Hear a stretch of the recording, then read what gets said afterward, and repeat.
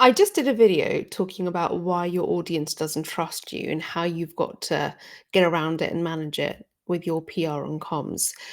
But what I want to get to is the issue in the first place, like what's actually gone wrong, because you can try and spin it as much as possible. There's something that's not working in your business, in I guess behind the scenes, and that's what's not working. And so often, as a PR practitioner, what I see is that the problem is not addressed, yet I'm being asked to try and get around it and convince the audience that everything is just fine or will be fine without actually being transparent. But then, as a systems thinker, I just cannot. It's almost like that.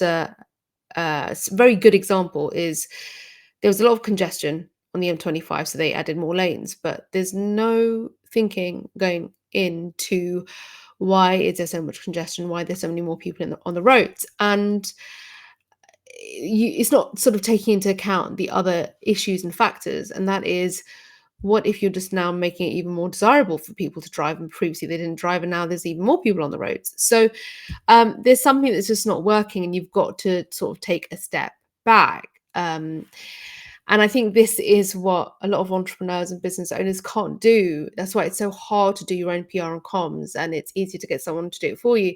But if you are having to do this yourself, then taking a step back is so necessary. And that does mean having to just first, before you do it publicly, and that means taking accountability, you've got to take accountability yourself behind the scenes. And that means totally owning what you've been doing that just doesn't work.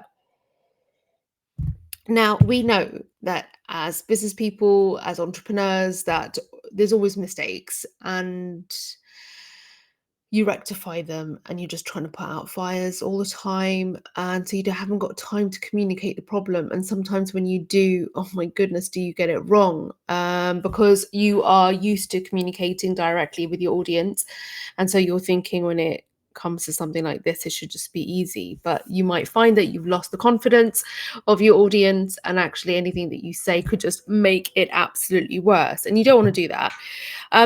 But what you want to first do is, while I plug this baby in, what you want to do first is you want to avoid it happening again, because otherwise you're going to be right back where you started. And you're just always going to be trying to put out a fire and avoid the fallout.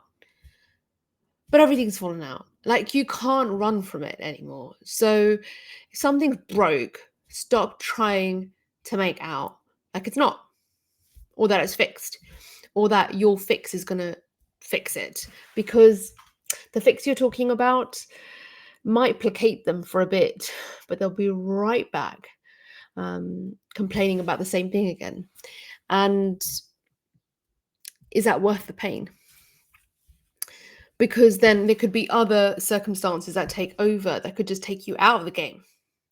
So you've got to get honest with yourself before you try and spin anything, before you try and write anything and address anything with your audience.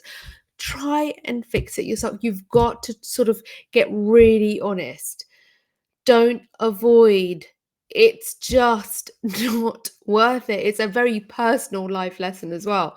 You've got to just not be in this sort of mindset of, oh, yeah, that went wrong, but I'm just going to do this to fix it. And then I'll tell them here that everything is under control. But your fix is not going to fix it, because you've just done the M25 thing. You've just added more lanes.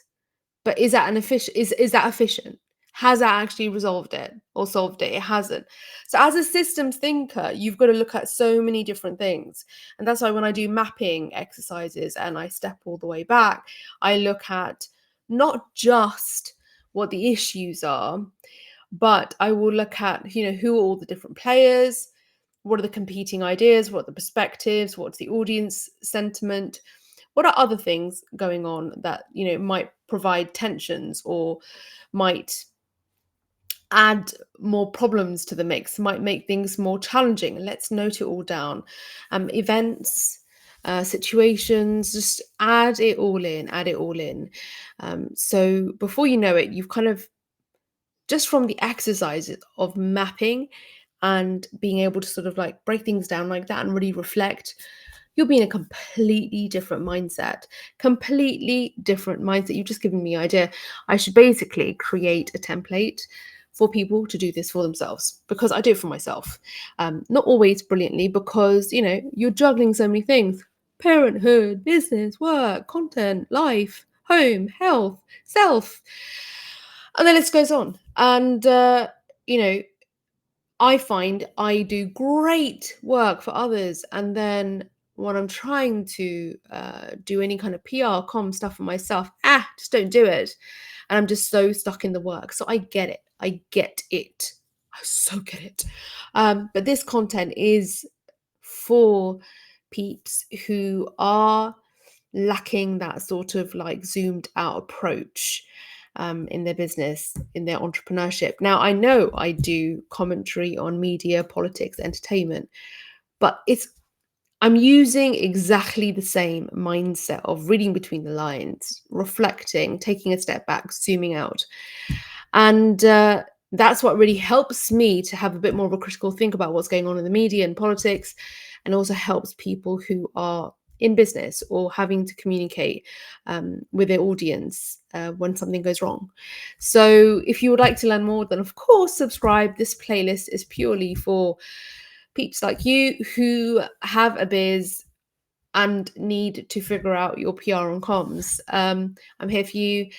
If you're interested in any of the sort of informal streams, then please, of course, subscribe, come through. I'd love to hear from you. Comments section is just the best. So I'll see you there. And in the meantime, stay biased. No, that's not my tagline. I'm just shameless plug of my merch, because we have subjective states of minds, and we just got to be aware of them, got to be aware of where we might have sort of ideas or beliefs that might be getting in our way or getting in the way of the path of growth and all the rest of it. And so just owning that you're biased can just free you, and that's what the merch is really about. So that's why I have merch scattered across the place. I'll see you in the next video.